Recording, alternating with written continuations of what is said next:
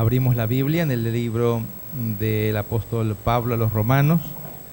Voy a leer el capítulo 8, Romanos, capítulo 8, el versículo 14. Si usted quiere acompañar la lectura en un iPhone, iPad o iPod, lo que usted quiera, o la Biblia, puede hacerlo. Capítulo 8 del libro del apóstol Pablo a la epístola a los Romanos, el versículo 14. Porque todos los que son guiados por el Espíritu de Dios, estos son hijos de Dios.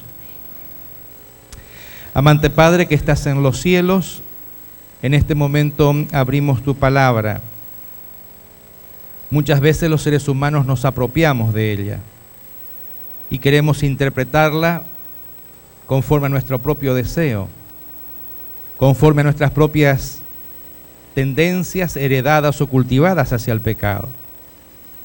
Pero en esta mañana queremos reconocer que esta es tu palabra y que cualquier intento humano de torcerla lleva en sí mismo un castigo. Por lo tanto, deseamos que tú puedas hablarnos a través de la palabra.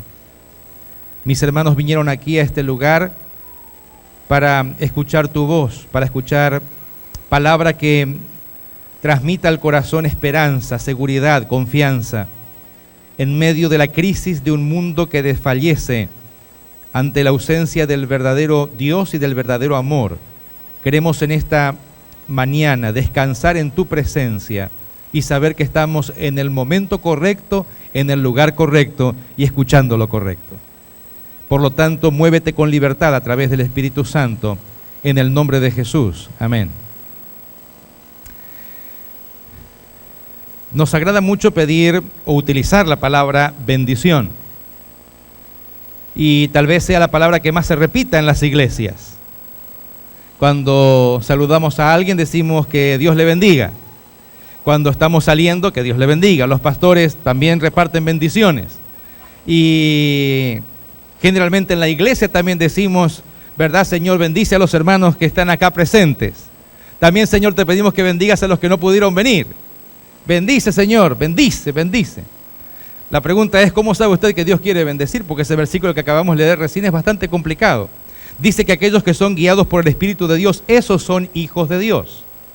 Y es bastante difícil entender ese versículo porque no dice que todos somos hijos de Dios.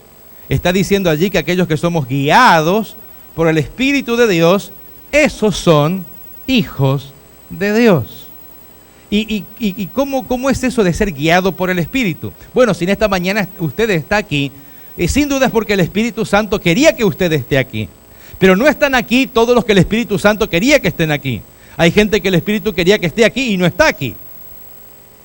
Ahora, cuando oramos aquí en la iglesia, decimos, Señor, bendice a los hermanos que han venido, y eso está bueno. Pero cuando decimos también bendice a los que no quisieron venir o no pudieron venir, no sé si está tan bueno. ¿Por qué? Porque supóngase que en este momento hay un hermano sentado mirando un partido de fútbol allí en su casa. Y usted pide que Dios lo bendiga. No quede demasiado bien. O tal vez alguien está trabajando en este momento. No sé si queda bien pedir que Dios lo bendiga.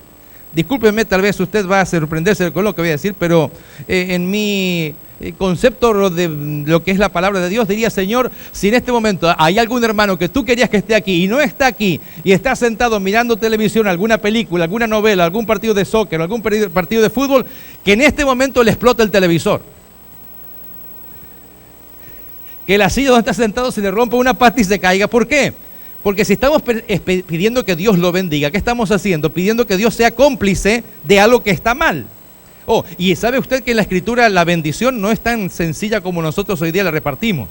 Es más, hasta creo que por ahí hacemos bastante sacrilegio al decir que Dios bendiga todo lo que nosotros queremos que Dios bendiga, cuando en la palabra no es tan así. Si ustedes recuerdan un incidente del Antiguo Testamento, hubo un hombre llamado Jacob, que le robó a su hermano la primogenitura. Pero más que la primogenitura le robó otra cosa, que fue la bendición de su padre. ¿Se acuerdan ustedes? Se presentó, ¿eres tú mi hijo Esaú? Sí, soy tu hijo Esaú. Y lo tocó, dice, hueles como Esaú, pero la voz no es como Esaú, es como Jacob. Pero está bien, te voy a bendecir, y comienza a bendecirlo. Y dice, tendrás esto, de ti saldrán reyes, vendrán de ti naciones poderosas, y serás multiplicado en la tierra, y te servirán todos y demás. Y cuando llega Esaú, le dice, padre, aquí está tu hijo Esaú. Y le dice, ¿eres mi hijo Esaú? Sí. Pero ¿cómo si ya viniste antes? No, yo recién ahora vengo.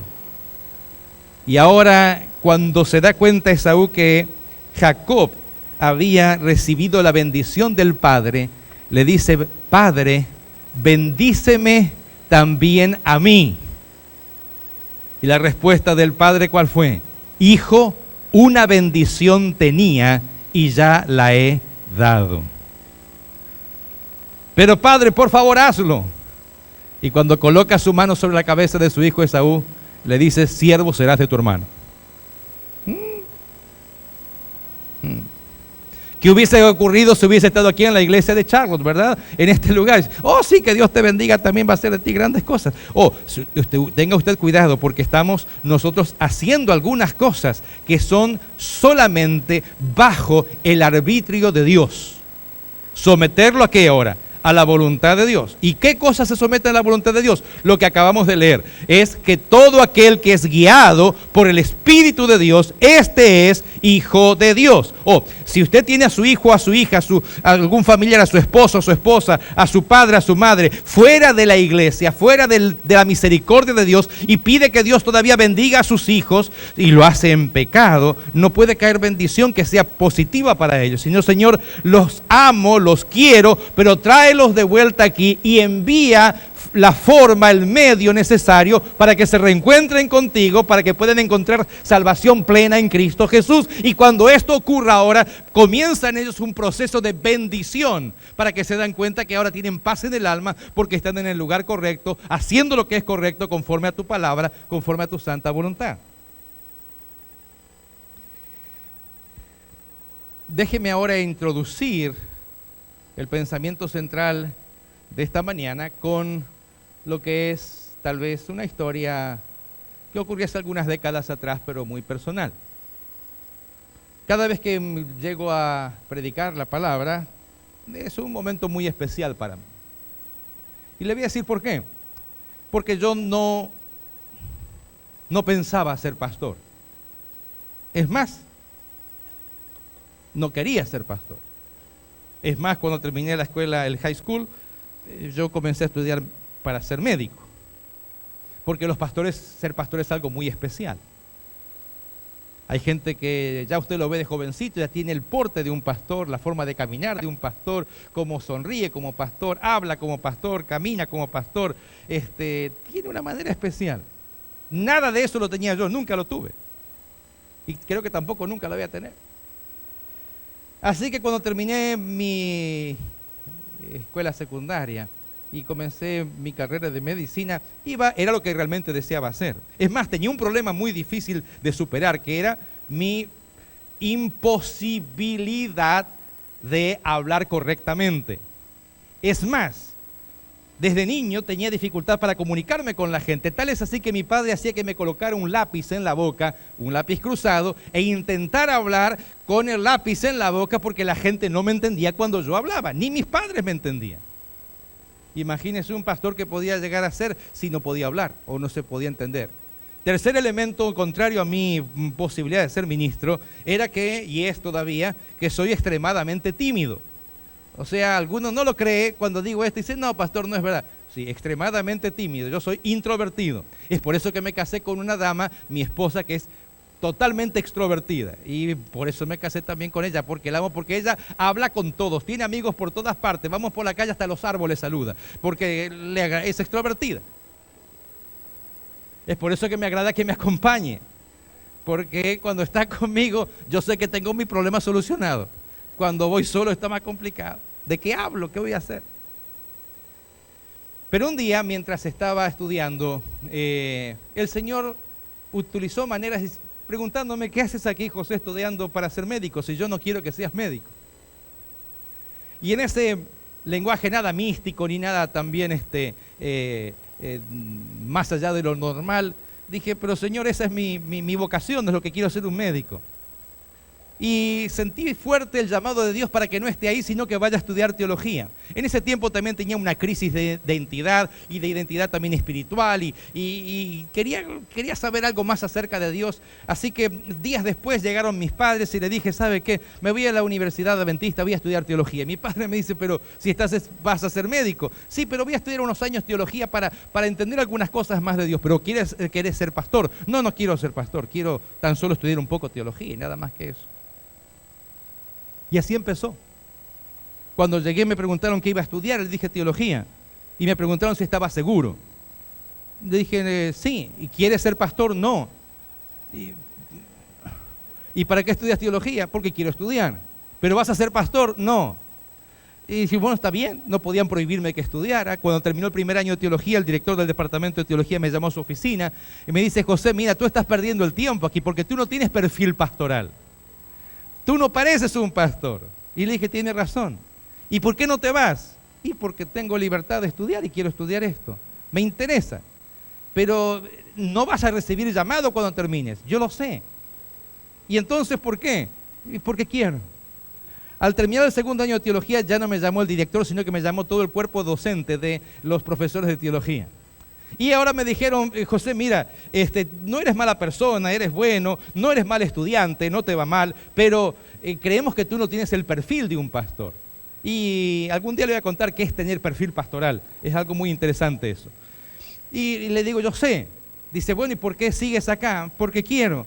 ¿Pero vas a ser pastor? No. No te va a llamar la iglesia para que sirvas como pastor. Yo lo sé. Y vas a seguir, sí. ¿Y después qué vas a hacer? Y cuando termino me voy a hacer medicina, que quiero ser médico. Y había cierta confusión entre ellos y también conmigo. Un tiempo después conocí a una dama, a una muchacha, que ella se enamoró mucho de mí.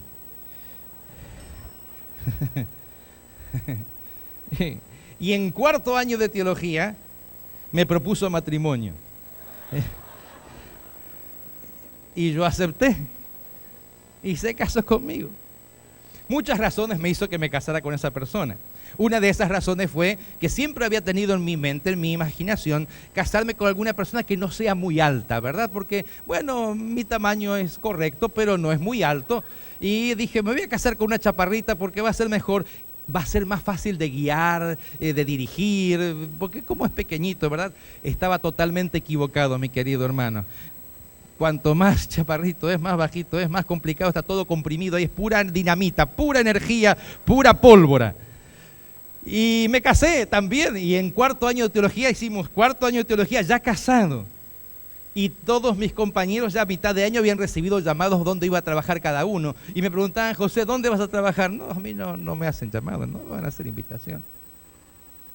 Y aunque parece que uno tiene ciertas defensas naturales, te hace mal que todos digan, no, a mí me llamaron de tal asociación, de tal conferencia, voy a hacer esto, voy a hacer lo otro, voy a tal lugar y demás.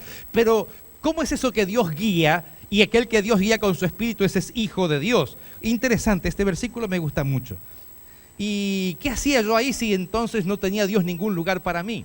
Estaba llegando antes de las semanas antes a la graduación y los mejores alumnos del cuarto año de teología tenían que tener una predicación en alguna de las iglesias de la universidad. Por supuesto que elegían los mejores alumnos.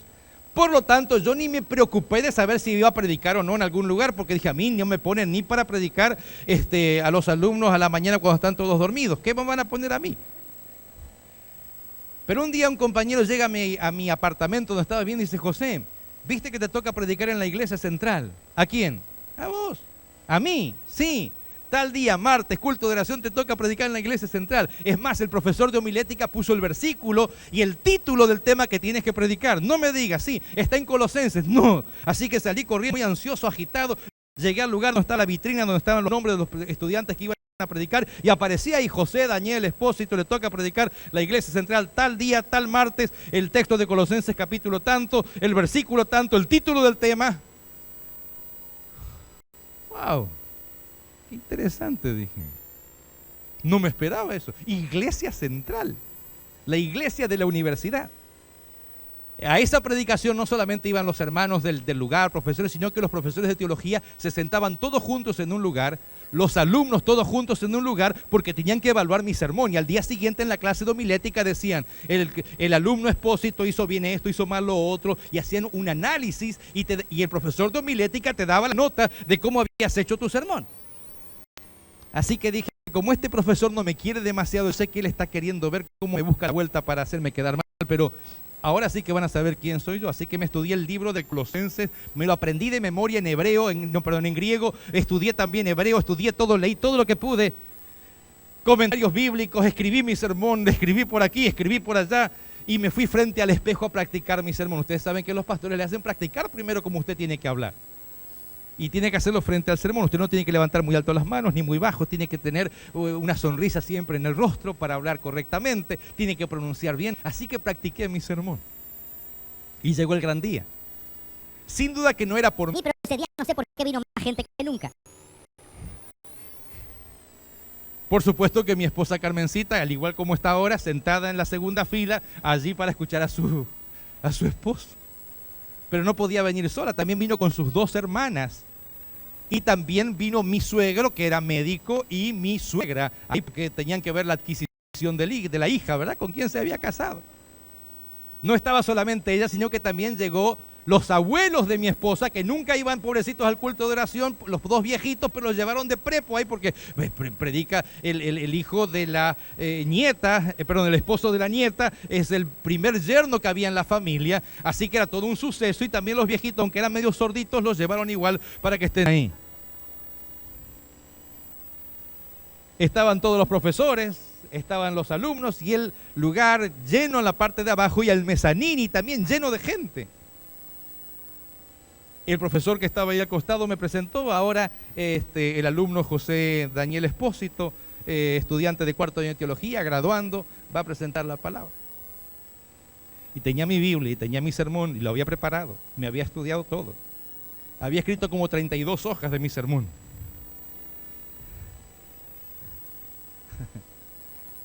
Pero cuando abrí en la parte posterior de la Biblia, en la contratapa, y saco mi sermón, ¿verdad?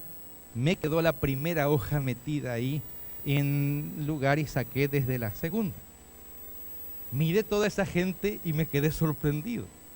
Se me hizo, el corazón latía mucho, temblaba entero, y miré mi sermón y no encontré la primera hoja, así que comencé a buscar entre las hojas la primera hoja y comencé a mezclarlas a una con la otra.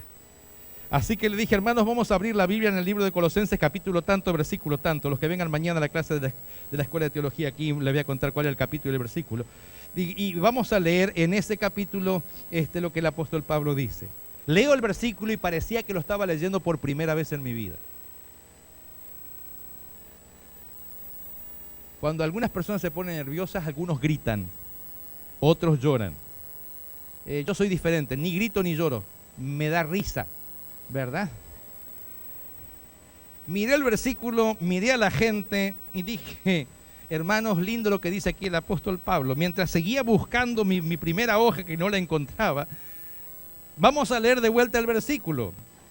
Así que leímos otra vez el versículo, miré a la gente y dije, pensé dentro mío, ellos están esperando que yo les diga algo y yo no sé qué decir porque no entiendo nada lo que dice acá. Así que miré al profesor, miré a los alumnos, pobrecita Carmencita estaba transpirando allí, y le dije, hermanos, debiéramos meditar más en lo que dice el apóstol Pablo.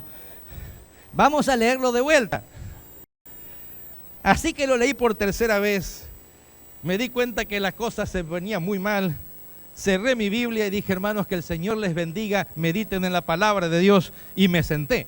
Es por eso que yo no uso más bosquejo, no uso nada para predicar, uso solamente la Biblia. Me siento y el profesor que estaba al lado mío me dice, ve a predicar. Y le dije, ya prediqué. Esa universidad tiene más de 100 años. Yo tengo el récord del sermón más corto en toda la historia de la universidad. ¿Lo prediqué yo? Cuando nos pusimos de pie, porque el culto de oración ese se transformó en un nerviosismo generalizado, nos pusimos de pie. Generalmente el predicador sale por la puerta central, saluda a la gente. Salí por la puerta lateral y me escapé. tenía mi viejo carrito sentado, aparqueado afuera, me subí al carro y me fui. Ni a Carmen, pobrecita, la llevé, la dejé. Llegué a casa, al apartamento, ¿verdad? Llegó después Carmen, me dice, José, ¿querés cenar? No, le digo. Pobrecita, se fue a dormir sola, no comentó demasiado. Al rato tocan la puerta y vieron un compañero mío, el que me había dicho que estaba en mi lugar de predicación ahí. Y me dice, hey, José, ¿puedo hablar contigo? Sí. Dice, estuve en el culto de oración. Sí, yo te vi. ¿Sabes qué? No estuviste tan mal. ¿Y por qué? Dice, porque generalmente la gente predica y habla, pero nunca meditamos en la... Nos hiciste meditar en el versículo. Por supuesto que la historia continuó. Triste para un servidor. Todos mis compañeros tuvieron lugar de trabajo menos uno. Yo. Nadie. Así que estábamos haciendo planes con Carmencita de que íbamos a volver para estudiar medicina y demás. Cuando un día llega una carta, la colocan debajo de la puerta, dice allí, unión tal, miro adentro y dice, hermano Espósito, le estamos haciendo una invitación para que usted sea el director asociado de colportaje de tal asociación. Mire la carta, le hice un bollito y la tiré al cesto de la basura. Carmencita me pregunta, dice, amor, ¿qué era esa carta? Nada, les digo. Como ella es curiosa, ¿verdad? Se fue al cesto de la basura, sacó la carta, la estiró, la miró y me dice, te están dando trabajo. Sí, les digo, pero para ir a vender libros puerta por puerta. Yo no estudié 4 años para hacer eso, yo voy a ser médico. Pero te están dando trabajo en la iglesia adventista. Sí, pero para ir a vender libros, no para ser ni pastor ni nada. Yo voy a ser médico. Sí, pero te están dando trabajo. Sí, pero yo no voy a ir. Pero están dando trabajo, pero yo no voy a aceptar. Tenga cuidado con las chaparritas. Me hizo aceptar. No digan tan fuerte, hermana, que el que sufrió fui yo. Me hizo aceptar. Y ahí fue. Ahí comenzó. Director de colportaje, había 6 colportores nada más en todo un estado. Y mi esposa, que es una mujer que Dios le ha dado el don de la oración, todos los días oraba y decía, Señor, si tú lo llamaste a José para esto, tú lo vas a capacitar. Y no tenía el don natural, pero ahí tocando puertas con los colportores, al siguiente mes tenía 15, a los 4 meses tenía 20 colportores, al siguiente mes, a los 6 meses tenía ya como 30 colportores trabajando conmigo, armamos un equipo evangelístico con los colportores, y así que voy al presidente de la asociación y digo, ¿sabe qué, pastor? Quiero hacer una campaña evangelística. Me dice, ¿quién va a predicar? Yo. ¿Tú? ¿Y qué quieres? Solamente que me preste la carpa. Présteme la carpa de la asociación, una carpa inflable. Y me dice, ¿y dónde quieres predicar? No sé, donde usted quiera, yo voy. Pero voy a ir con todos los colportores y vamos a colportar a la mañana y yo voy a dar estudio bíblico a la tarde y vamos a predicar a la noche. El presidente fue al mapa, comenzó a mirar por acá, por allá y dice, mira, este pueblo no hay ningún adventista ahí, no hay nada. Así que si arruinas ese pueblo no hay problema. Vete ahí. Y me fui. Con mis 36 colportores, alquilé una casita, vivíamos todos amontonados. Carmen se va a acordar de ese día. En una camita que era para una persona, dormíamos los 2 pobrecitos. Pero como nos queríamos tanto, estábamos juntitos ahí los 2. Durante la mañana tocábamos puerta, a la tarde dábamos algún estudio y invitamos a las conferencias que iba a dar el evangelista José Daniel Espósito, imagínese usted. Y primer día se llena ese lugar de gente. No es que la gente venía por mí, la gente venía porque no había otro lugar donde ir, el único lugar más atractivo que había era eso. Y al siguiente día, y no era una semanita de evangelismo, eran 3 meses de evangelismo predicando todos los días. Y yo no sé cómo la gente entendía, pero a los 2 meses hago un llamado al bautismo y llamo al presidente y le digo, pastor, venga, que tengo gente para bautizar. ¿Y quién la preparó? Yo, pastor. Pero ¿estás seguro que entendieron? Sí, entendieron. Venga. ¿Y cuántos tiene? Venga. Y vino el presidente, que era muy dinámico, de mucho movimiento, así, bien enérgico, ¿no? Llega y la carpa, el lugar lleno, armé un bautisterio inventado ahí. Y primer bautismo, 26 personas entregaban su vida a Jesús. ¿Y dónde vas a meter a esta gente ahora? Dice Jack, la casita que tenía donde estábamos viviendo, tiré la pared abajo e hicimos un templito en el lugar. Y organizamos una iglesita adventista que todavía perdura hoy. Donde el peor predicador que podía haber fue a predicar. Pero ¿saben qué? ¿Saben qué? Todo aquel que es guiado por el Espíritu de Dios, este es hijo de Dios. ¿Sabe qué? Cuando usted es llamado por Dios, nada ni nadie puede impedir que usted haga la obra de Dios. ¿Por qué? Porque muchas veces los seres humanos confían en su propia capacidad. Y no es ni con ejército ni con fuerza, sino con ¿qué? Es con mi espíritu, ha dicho el Señor. Y eso de que somos hijos de Dios, para algunos tal vez tendrá todavía alguna duda en esta mañana. Pero déjeme leer el versículo 9 del mismo capítulo 8. El libro de Romanos, el capítulo 8, el versículo 9, dice algo más con respecto a quienes son hijos de Dios. Porque alguno pensará, no, pero pastor, todos somos hijos de Dios. No dice eso la Biblia. Y tengo que ser bien honesto con usted. Dice claramente que aquellos que son guiados por el Espíritu de Dios, esos son hijos de Dios. Y el capítulo 8, el versículo 9, dice, porque mas vosotros no vivís según la carne, sino según el Espíritu, si es que el Espíritu de Dios mora en vosotros. Y si alguno no tiene el Espíritu ¿de quién? De Cristo. ¿Cómo sigue? No es de Él. Y si en esta mañana pregunto, y no levante la mano, ¿cuántos han sido bautizados en esta iglesia por el agua? Uy, van a levantar la mano. ¿Y quién fue el pastor que lo bautizó? El pastor fulano de tal me bautizó a mí. ¿Y en qué fecha lo bautizó? Y el pastor me bautizó el 23 de febrero del año en 1993. Y se acuerda. Pero si pregunto en esta mañana, ¿cuántos han sido bautizados por Espíritu Santo? Algunos decir, yo sé, pastor. ¿Y cuándo fue? Bueno. Los que son guiados por el Espíritu de Dios son hijos de Dios. Pero ahora dice más, si alguno no tiene el Espíritu de Cristo, no es de Él. Definitivamente para ser de Cristo hay que tener el Espíritu de Cristo. No dice ahí todo aquel que está anotado en la feligresía de la iglesia adventista de Charlotte, ese es hijo de Dios. No dice aquel que fue anotado y figura como miembro de la asociación, ese es hijo de Dios. Dice que aquel que tiene el Espíritu de Cristo, ese es de Él. Y tenga usted mucho cuidado y tal vez abra en este momento su entendimiento, porque muchas veces, aunque nos llamamos adventistas del séptimo día y parecemos que somos cristianos y que somos buenas personas, y nuestra realidad es muy diferente. Y el sábado venimos bien vestidos y ponemos la corbata y ponemos el saludito especial y decimos que Dios te bendiga y que feliz sábado. Pero tal vez mientras vamos en el carro de vuelta de la iglesia estamos gritando con la esposa, o estamos enojados con los hijos, o estamos enojados con el padre, o comenzamos a hablar mal del pastor, o mal de la iglesia, o mal de quien vino, o mal del otro. Oiga, ese es el Espíritu de Cristo. Y dice que si alguno no tiene el Espíritu de Cristo, no es de Él.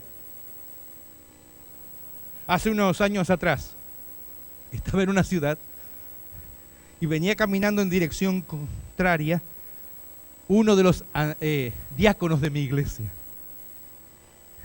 Así que yo iba así y él venía así, pero él no me ve a mí, yo sí lo vi a él. Y veo que viene fumando. Diácono de mi iglesia. Fumando.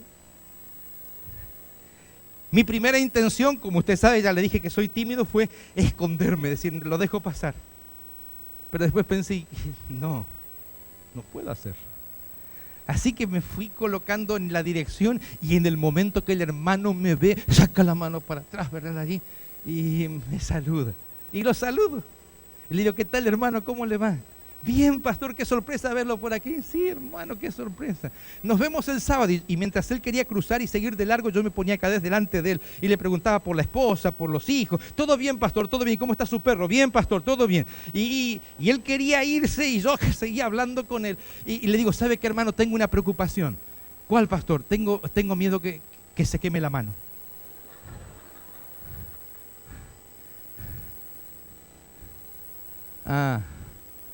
Me vio. Fume. ¿Cómo? fume. Pero pastor, ¿cómo que fume? Fume. Tranquilo, o le queda poco en ese. Yo le prendo el otro. No, pastor. ¿Cómo que va a hacer eso? ¿Y no está fumando? Sí, pastor, 10 años en la iglesia que tengo y nunca dejé de fumar. Fuma. Ay, pastor. Ya sé, pastor, yo acepto todo. Bórreme de la iglesia y lo que tienen que hacer, háganlo. Yo lo acepto. ¿Y por qué te voy a borrar de la iglesia? Y porque yo fumo. ¿Ah? ¿Y tú qué quieres que yo haga? Y usted tiene que decírselo a la junta de la iglesia. ¿Y por qué? ¿Y porque usted es el pastor? ¿Sí? Pero yo no soy chismoso. ¿Cómo? Yo no soy chismoso. ¿Pero que usted no se lo va a decir a la junta de la iglesia? No. ¿Por qué? Porque ese no es mi trabajo.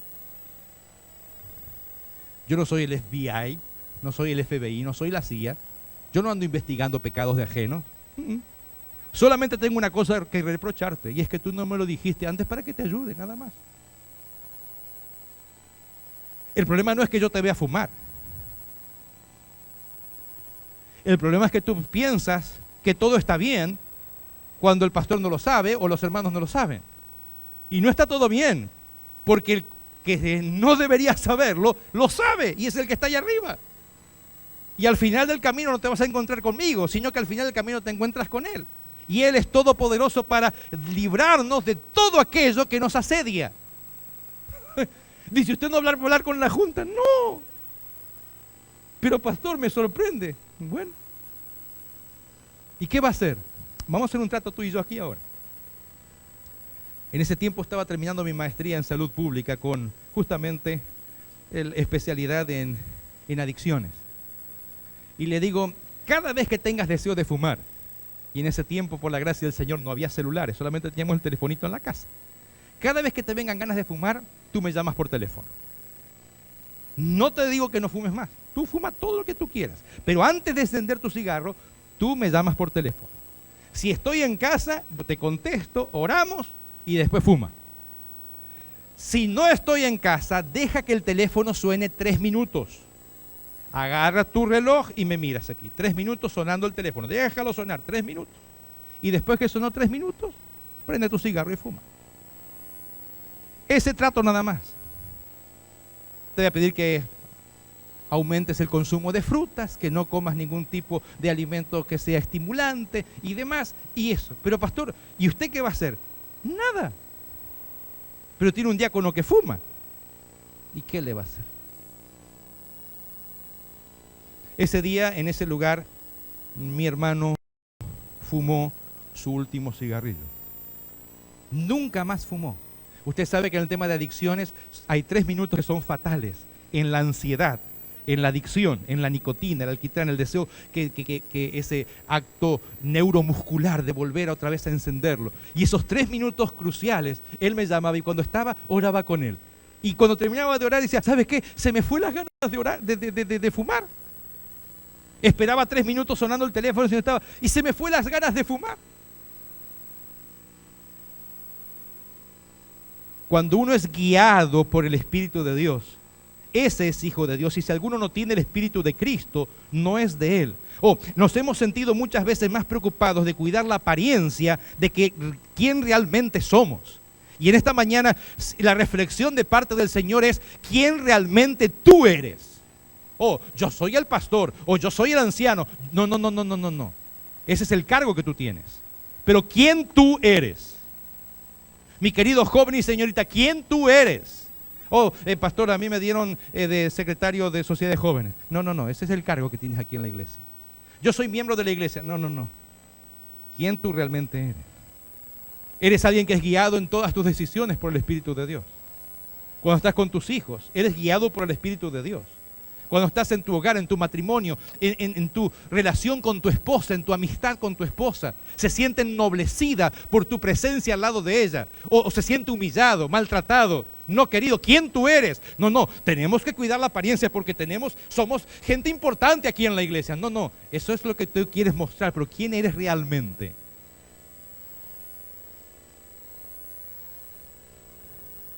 porque solamente aquellos que tienen el Espíritu de Cristo, esos son realmente de Él. Nuestra iglesia se ha sentido, se ha resentido por los que se dicen ser apóstoles. Tienen el nombre, tienes nombre de que vives, tienes nombre de esto, pero no lo eres realmente. Ahora, ¿es un pecado que alguien aparentemente esté escondiendo su realidad? No, el pecado es esconderlo, pero no manifestar quién tú eres. Oh, pastor, ¿sabe qué? Me dijeron que el hermano tal y la hermana tal están cometiendo adulterio, pastor, y hay gente que se siente contenta de venir con esa noticia. ¿Y usted, pastor, qué va a hacer? Nada. Pastor, pero están adulterando. ¿Y usted los vio? No, a mí me dijeron, pero es de buena fuente, pastor. ¿Y usted qué va a hacer, pastor? Nada. ¿Cómo que no? Si el Espíritu Santo no lo convence, ¿quién lo va a convencer? Pero pastor, ¿usted no va a investigar? No. ¿Por qué? Porque a mí no me gusta dormir debajo de la cama de la gente. A mí me gusta dormir en mi cama. Si el Espíritu de Dios no conmueve tu vida en esta mañana y no te muestra un cambio, ¿quién lo va a hacer? ¿Alguien que esté todo el tiempo vigilándote? No. El Espíritu de Dios es el que convence de que Jesucristo dice, les conviene que yo me vaya, para que cuando yo me voy, no los voy a dejar huérfanos, les voy a enviar ¿a quién? Al Paracleto, al Paracaleo, al Espíritu Santo, y cuando Él venga, le convencerá ¿de qué? De pecado, de justicia y de juicio. Gloria a Dios por el Espíritu Santo. Algunos piensan que los pastores convencen. No, es el Espíritu el que convence. ¿De qué cosa? De pecado, de que soy pecador, necesito de Cristo. Es el Espíritu el que convence de qué? De la justicia de Cristo. Y corro hacia Él y digo, Señor, por favor, coloca, yo no puedo, pero tú lo puedes hacer en mí. Y ahora acepto esa justicia de Cristo que es colocada en mí. Y ya no se ve más a José Espósito el pecador, sino que Cristo ahora está en mí. Y como está Cristo en mí, vivo la vida de Cristo. ¿Por quién? Por el gobierno del Espíritu Santo. Y soy guiado para todas las cosas. Cuando era un niñito, mi padre fue pastor por 40 años, hasta que el Señor lo llamó al descanso. Y vivíamos en una zona muy, pero muy pobre, muy pobre. Pero cuando llegaba el salario, que llegaba cada tanto, mi padre nos llamaba a los 3 hijos y nos daba a cada uno un poquito de dinero. Y después que nos daba dinero, nos decía, hijitos, especialmente José, porque tengo 2 hermanas mayores que yo, soy el menor. Especialmente tú, José, ten cuidado en que vas a gastar ese dinero, porque ese dinero es bendecido. Ese dinero viene de lo que los hermanos dan de diezmo en la iglesia. Y cuando se recoge el diezmo y la ofrenda, se pide que Dios bendiga y que sea bien utilizado. Así que, Josecito, no te vas a comprar lo que tú quieras. Cómprate las cosas que sean conforme a la voluntad de Dios. Así que un día voy de mi abuela y le digo, abuela, te cambio 10 pesos por 10 pesos. Me dice, ¿qué? Te doy 10 pesos y dame 10 pesos. ¿Y por qué? Te doy 10 pesos bendecidos, dame 10 sin bendecir, porque con esta plata no puedo comprar nada.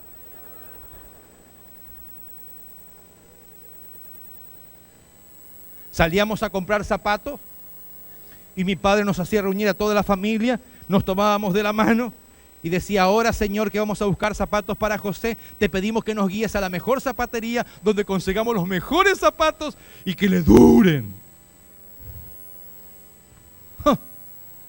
Yo pensaba entre mí, ¿qué le importa a Dios mis zapatos?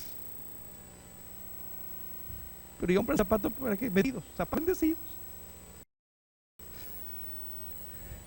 Así que después que los comprábamos zapatos nuevos ahí, yo salía tan contento y me los quería poner. Y papá dice, no te los pones ahora.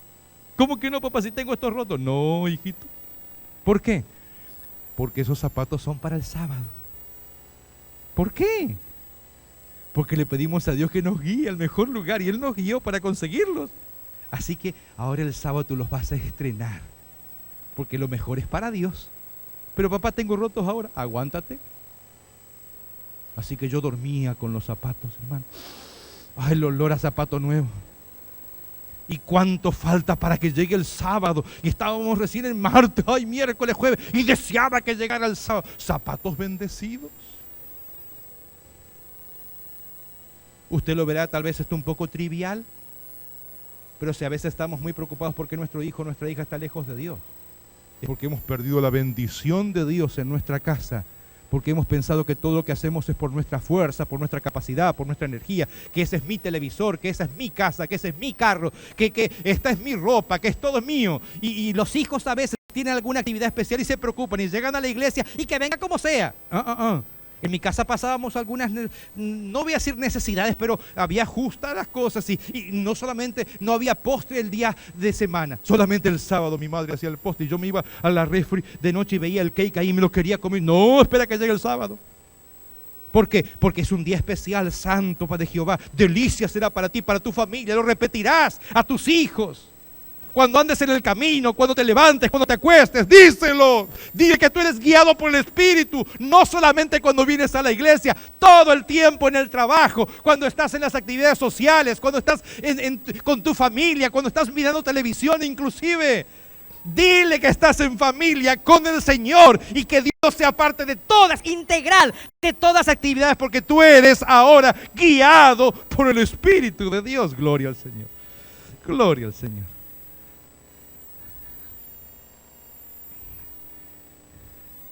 Un hermano me dijo, pastor, cuando yo pase para anunciar el último himno, usted tiene que terminar. Y ese hermano no pasa, así que yo sigo.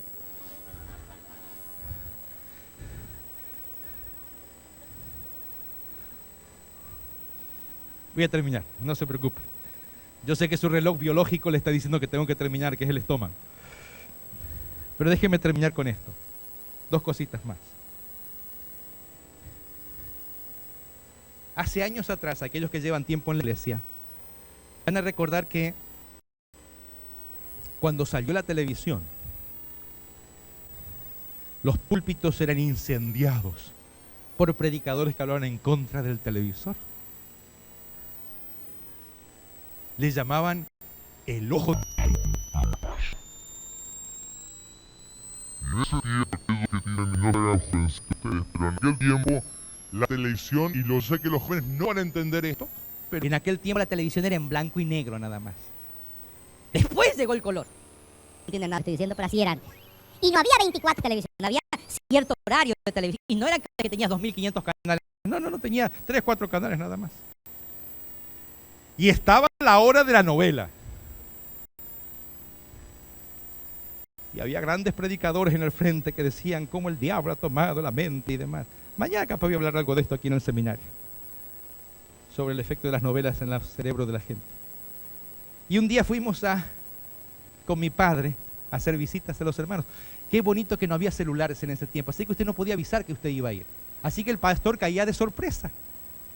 Cuando yo comencé el ministerio pastoral también, el pastor caía de sorpresa. No es que avisaba, hermano, mañana a las 3 de la tarde puedo ir a visitarlo. No, usted caía de sorpresa. ¿Y sabe qué? Se corría, generalmente cuando usted tocaba la puerta, se corría una cortinita y se escuchaba, ¡el pastor!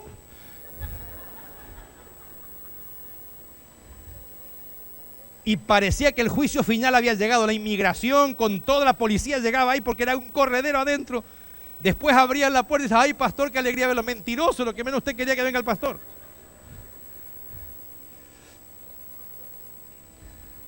Y mi padre y yo fuimos a hacer una visita al primer anciano de la iglesia.